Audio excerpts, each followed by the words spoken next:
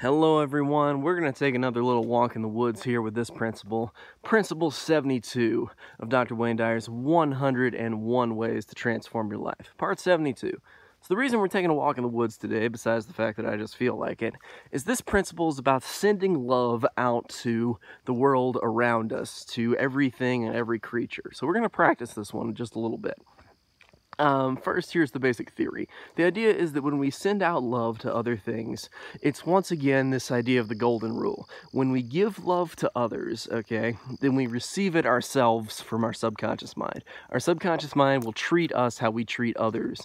And so what we project out into the world is what we get back idea. So I'm going to send love to this tree right here. Love.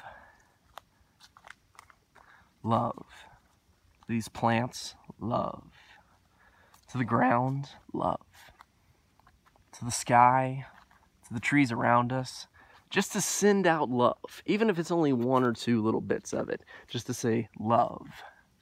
And the reason to do this is because we naturally feel an inclination to criticize and to judge our surroundings. That's just an egoic kind of natural inclination to do that. As we probably know 72 parts into this and all, that we just naturally have this inclination that we just need to judge this, like, oh, why did this tree fall down here, that kind of stuff, instead of appreciating what this tree is and what it has to offer us. Look at the nice moss we have on the edge of it. We can appreciate things like that moss that gets to grow on this tree because there's sunlight here, because it is on its side, effectively. We can appreciate that kind of beauty, and probably the tardigrades that dwell in this kind of moss. All that kind of wonderful life forms that get to live.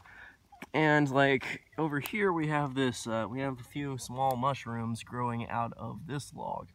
The only reason those mushrooms can grow is due to the fact that the log is dead, that it's decaying. So while you may feel bad that the tree is gone, the mushrooms can only live with the decomposition of that.